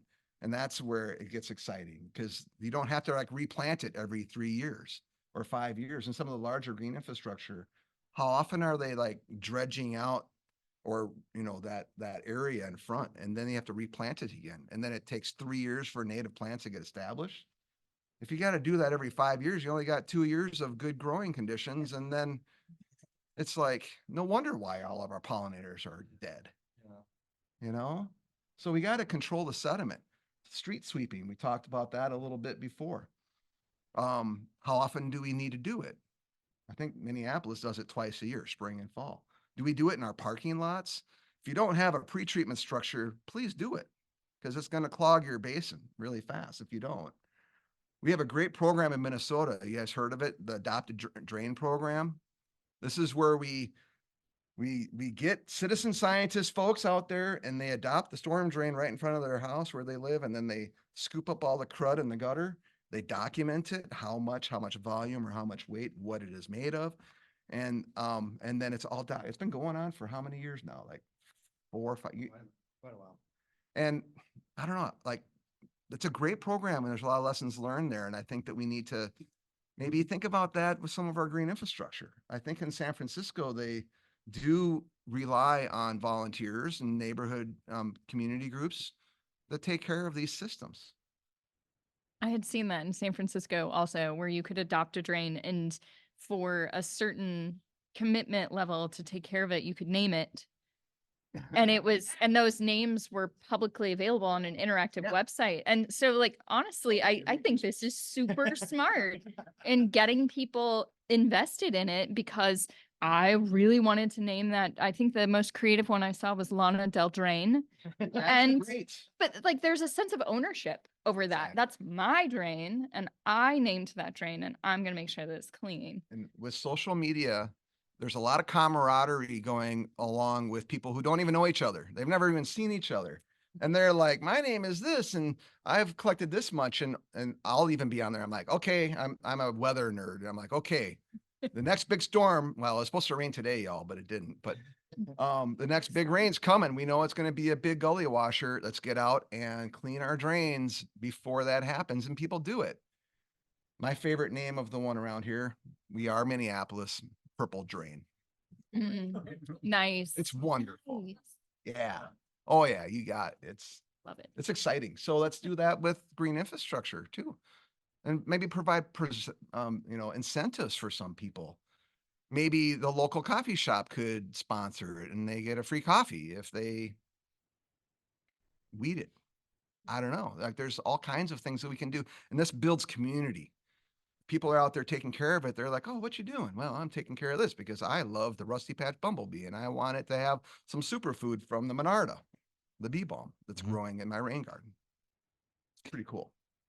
That actually feeds into a question I wanted to ask. And the question is, how have you found effective ways to communicate with residents, landowners, but also city councils or boards and any other jurisdictions or decision makers? And this gets to something Ashlynn talked about, being bi-directional communication, engagement, that listening is a key piece of that. So, getting people excited about things is giving them contests, name stuff, adopt it. It's now yours. What are some other ways that we communicate effectively? We get people on board and we get to get these things moving forward. Just briefly, I will add that a non-negligible way that we found to interact with undergraduates with our rain garden on campus, it is a Poke Gym on Pokemon Go. And so groups will gather for Pokemon raids, and if you're not a Pogo player, each stop in gym has a little about that stop, and the Red Oak Rain Garden is a Poke Gym that has a little bit about the rain garden. Whoever put that into Pokemon Go, which is more of a crowdsourced community thing. Other things that have worked well. Well, I think signage goes a long ways. Obviously, a lot of times grant funded projects, we need to put interpretive signage in and explaining what the intent is of this. Folks that put in native habitat in their yards, it's like your neighbor's like, you just have a big weed patch. And it's like, well, this is a pollinator habitat. They might get a sign like I have one here from the Xerxes Society. And it's like, I am nature's bird feeder. And then once you understand what's going on, then you're a little more accepting of these types of things, right? And so, that is something, explaining the multiple benefits of green infrastructure and nature in the city. And if you talk about it from all the different aspects, from a scientific side to, you're going to find something that's going to tug at someone's heartstrings. And once you connect with somebody emotionally, they're going to want to take care of it and they want to be part of it. And so that is what brings you joy. And that's really what we need to be thinking about. And it takes a lot of different people with a lot of different interests and skills to make that happen. But, I talk about the multiple benefits of a resilient yard, and usually when people come to us, they're already half on board and they just want to figure out how to do it. So, and the naysayers, it's going to take a few times. Like the last time I spoke, how many times does it take to talk to somebody who totally doesn't want to do it? 7 times? That's what someone said. My gosh, I'm pretty lucky. I get it in 3, but I don't know.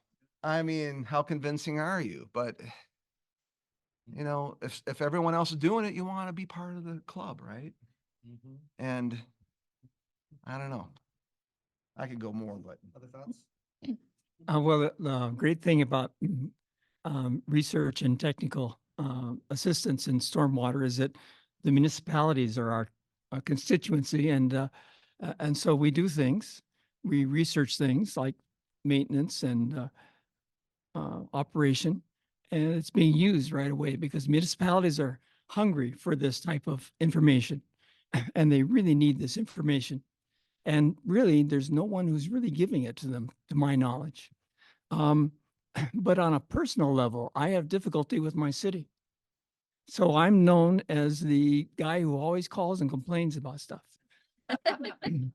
With this last little snowstorm, I think we got 1/4 of an inch. They came and salted our street. I could not believe that.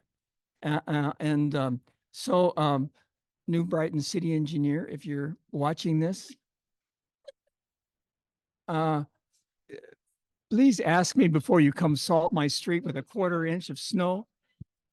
Anyway, so I'm known as the guy that always complains about things because there's all these things to complain about, but there's no way to interact with the community. So I think that there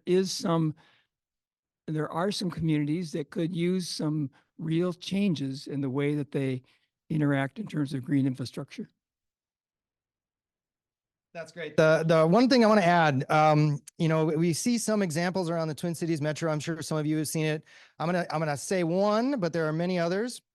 So in Ramsey, Washington Metro Watershed District, one of the things they did at Maplewood Mall is they created a system that was interactive.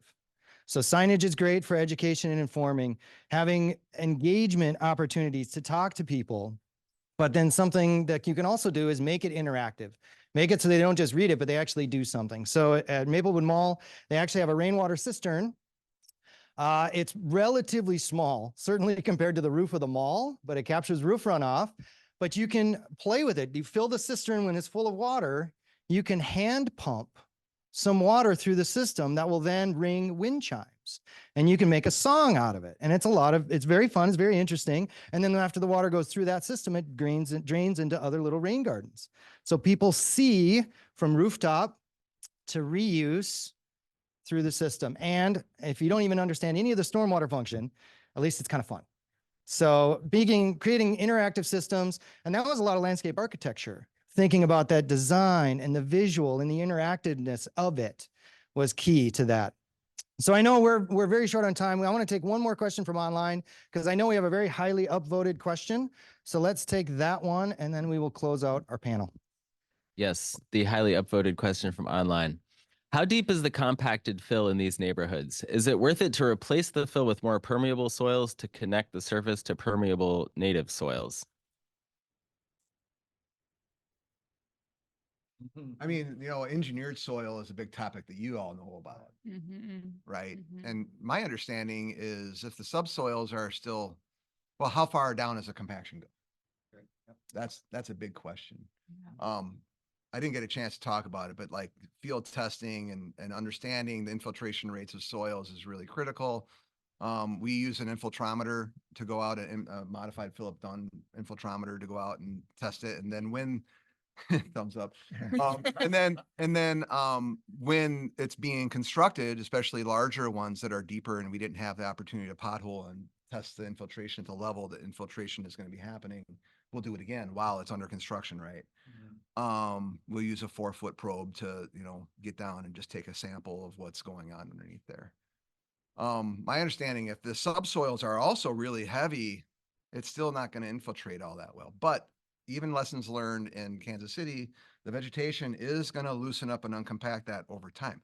We got to be patient. I didn't get a chance to use that word yet, but we need a lot of patience with a lot of this work. And so everyone give yourself a lot of grace and time, and also your other leaders. And, these things don't happen overnight. Nature is a very slow moving, how old's Earth? I don't know, but I'll let you talk to your expertise. You guys got this better than me. So we did a project 2013 about for the Three Rivers Park District on improving the infiltration rate of compact soils. And so we tried a number of different things. Just tilling the surface really didn't do much.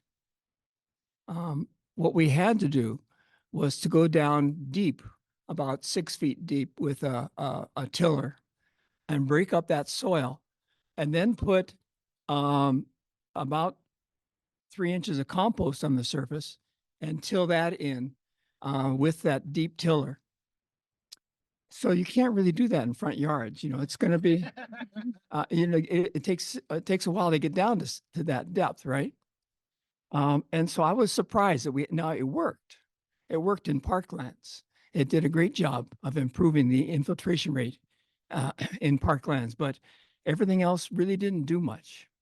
And so I like the idea of letting the plants work, especially since I found out that Kansas City, they actually got through the clays. I thought that the clays were impermeable to plants, but apparently if they can get through, then that's great. Because I don't think that everyone is going to bring a 6-foot deep tiller into their yard. It's like a wing tiller. I forgot what it's called. It's like a wing tiller. It's like bringing a wing down and breaking up all the soil. So it's pretty substantial. I'm guessing any folks that deal with underground utilities also don't want anyone taking a 6-foot tiller to their front yard, just in the event they forgot to call first. But the soil sampling that we did in Midlothian and Cal City was down to 5 feet.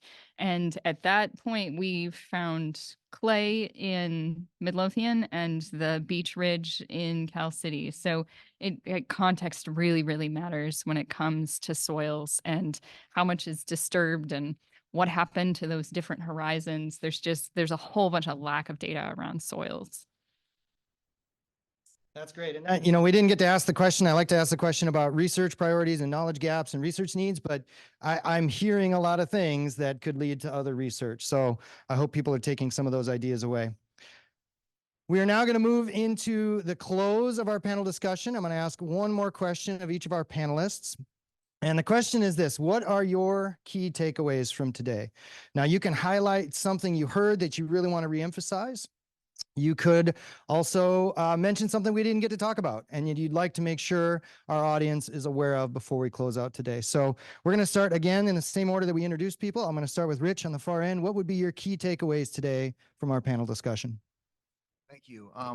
And thank you for inviting me here. It's an honor to be part of this community. And, we need to keep learning from one another and raising everybody up together.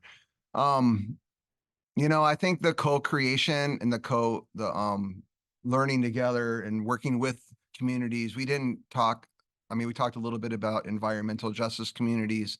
And, that's a big passion of mine because again, we're all in this together and there's been so many disinvested communities in the past. And we know there's evidence that we all thrive when we're more exposed to nature. And so we can all benefit from it, right? So I think your working with the community to understand the soils in the different spaces is really exciting. And we do some similar work at Metroblooms, and one program also I didn't get a chance to mention that this is getting into land care and which you call maintenance. And I'm gonna challenge everyone to just replace the word maintenance with care.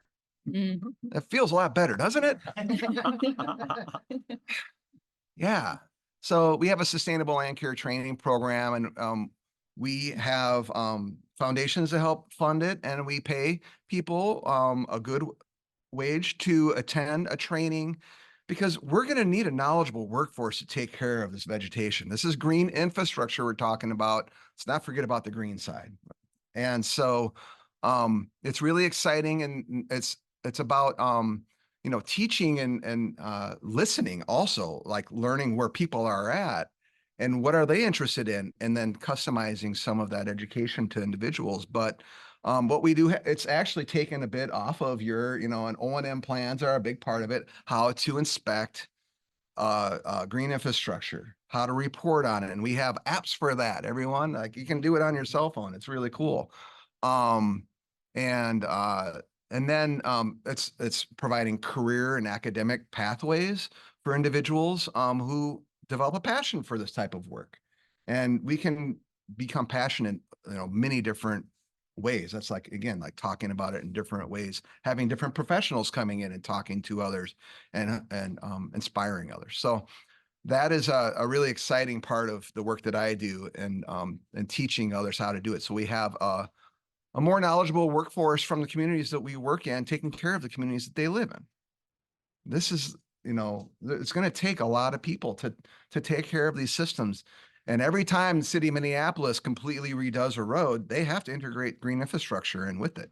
We're going to be getting more and more of this. So You know, there's mistakes have been made, and that's fine. That's what we do. We're human. We all make mistakes, and we got to learn from them and then figure out what didn't work and what worked and what can we do better. So it's an exciting time to be part of this process. Thank you. Great words. Thank you, Rich. John, what would be your key takeaways today? Well, I'd like to reemphasize something that we said before and say it in different words. It's very important in soils to look at two sides of the soils. One is soil texture, and the second is soil structure. Texture is what you get when you pull the soil out and you analyze it, you look at it, and there's something called the finger test, and there's lots of things like that to do to investigate texture. But structure is what plants do to the soil. Structure is how the soil is oriented, and the plants have opened it up. So the plants are the engineers of the soil. They do a great job. And I think that is for green stormwater infrastructure. It's all about infiltration and evaporation. We haven't talked about evaporation much today, but evaporation just dries out the soil. Infiltration is almost everything. And I think that infiltration and plants just go together very well. Ashlynn, you get the last word for the content today. So what would be your key takeaways? As we were talking up here, I found myself recalling a 90s movie quote, "Life finds a way."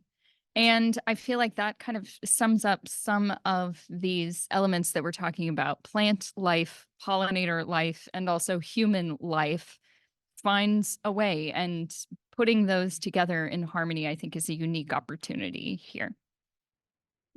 Very good. Well, thank you so much to our panel and our speaker. I do want to close with thanks. Again, thank you, Ashlynn, for setting the topic today and coming to Minnesota. Thanks to our panelists, John and Rich, for serving and answering questions and providing discussion. Thanks to you, the audience, for being here, both in person and online. Thank you for your questions and your interactions. I hope you will join us for a future Minnesota Stormwater Seminar series. You can find our full schedule online. I encourage you to check it out and join us again at the next one. Thank you so much. Have a great day.